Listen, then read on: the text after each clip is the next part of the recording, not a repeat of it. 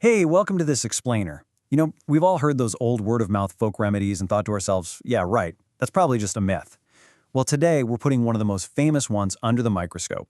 We are literally taking familiar ingredients right out of your kitchen cabinet and looking at them through the lens of a modern microbiology lab. And let me tell you, the results reveal some absolutely incredible natural mechanisms. We're diving deep into the science behind garlic and honey. It really makes you second-guess your assumptions, doesn't it? Like, could simple folklore ingredients, stuff just sitting in a jar in the corner of your kitchen right now, actually pack enough punch to defeat severe respiratory infections? It honestly sounds like a joke, but that exact question is what we're tackling today. For thousands of years, whenever our ancestors had a nasty cough, they instinctively reached for honey and garlic. They didn't have microscopes to tell them exactly why it worked, but as we'll see, they were definitely onto something. Here's exactly what we're going to cover in this explainer. First, from folklore to science. 2. The pathogen-killing machine. 3. The synergistic effect. 4. Comprehensive health benefits. 5. Home preparation. And finally, number 6, strict safety warnings. Stick around for that last one because natural definitely doesn't always mean harmless. Okay, part 1, from folklore to science. Let's look at how this transition from ancient instinct to modern validation actually happened. We are not just talking about old wives' tales here. There's actually a report published in the Pharmacovigilance Journal, an official clinical study out of Ethiopia, and they proved, with hard, peer-reviewed data, that this super cheap homemade mixture is a notorious killer of respiratory pathogens. So scratch the idea of this just being a grandmother's rumor. This is certified modern microbiology at work. Moving on to part 2, the pathogen-killing machine. Let's zoom way in to the microscopic level. So, the superhero of this story is a compound called allicin. I want you to think of allicin like a microscopic bomb. The very second you crush a clove of garlic, boom, it detonates. Allicin is released, charges straight at the bacteria, and totally disrupts their RNA production and lipid synthesis. In plain English, it literally shatters the bacteria's cell walls from the inside out. But wait, what happens next is even cooler. You've got the garlic's allicin kicking down the doors, destroying the cell walls, right? And then you introduce the honey. Honey naturally creates a brutally harsh environment. It's highly acidic and it's absolutely packed with naturally occurring hydrogen peroxide. When you combine allicin's attack with that toxic to bacteria environment, the pathogens have absolutely nowhere to hide. They are forced to surrender unconditionally. They just cannot survive it. And the data backing this up is just wild. In microbiology, we look at something called the zone of inhibition. Basically, that's the physical empty space in a petri dish where bacteria have been completely wiped out. The garlic and honey mixture creates a massive clear zone of 25 to 31 millimeters. Now, compare that to chloramphenicol, a standard heavy-duty lab-made antibiotic. That only clears about 9 to 30 millimeters. It's a total David versus Goliath scenario, where the kitchen mixture is matching and sometimes straight up beating a standard pharmaceutical antibiotic. No way, right? All right. Part 3, the synergistic effect. This is where things get really interesting with how these ingredients combine. This concept of synergy is perfectly illustrated by the minimum inhibitory concentration, or MIC. To put it simply, this data proves the combo is way more powerful than just the sum of its parts.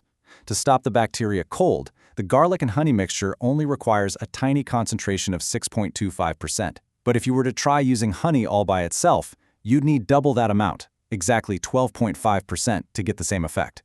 It's the perfect example of how, in microbiology, 1 plus 1 can sometimes equal way more than 2. Let's look at part 4, comprehensive health benefits, because actually this mixture does a whole lot more than just kill bacteria.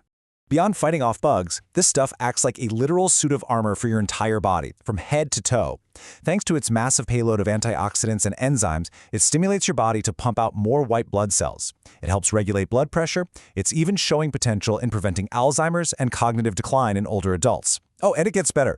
It helps control blood sugar, acts as a natural acne treatment by rejuvenating your skin, and even supports burning off excess fat.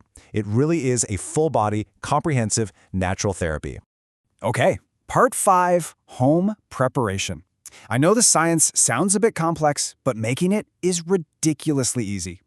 Here's the recipe. Step 1. Grab 8 to 10 peeled garlic cloves. Now, listen closely to this part. You have to slightly crush them. Do not skip that. Smashing them just a little bit is the absolutely crucial step to detonate and activate that magic allicin compound we talked about. Step 2. Pour in about 100 milliliters of raw honey. And just give it a gentle stir to release any of those trapped air bubbles. Step 3. Seal up the jar, stick it in a dark cabinet, and wait 7 to 10 days. That waiting period lets the ingredients merge together into a surprisingly sweet, mellow syrup. But before you run to the kitchen, Part 6. Strict safety warnings. I really need everyone to pay close attention here. Look, just because something is natural doesn't mean it's totally harmless. This mixture is strictly prohibited for a few high-risk groups. First off, absolutely never give this to babies under 1 year old.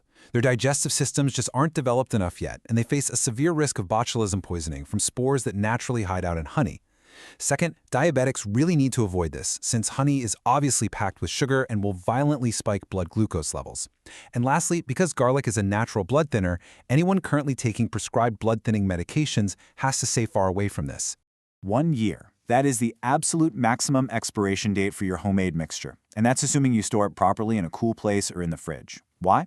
Well, fresh garlic contains water, and over the course of a year, that water content is slowly going to degrade the nutrients, ruin the flavor, and eventually cause the whole batch to spoil and actually become harmful. So definitely do not try to keep it forever. And speaking of storage, keeping it cool is absolutely critical to avoid HMF, or hydroxymethylfurfural. If you leave your jar sitting out in a hot environment, the sugars in the honey are going to oxidize. That reaction creates HMF, which is a highly toxic compound actually known to cause cell mutations. Heat is literally the ultimate enemy of this mixture.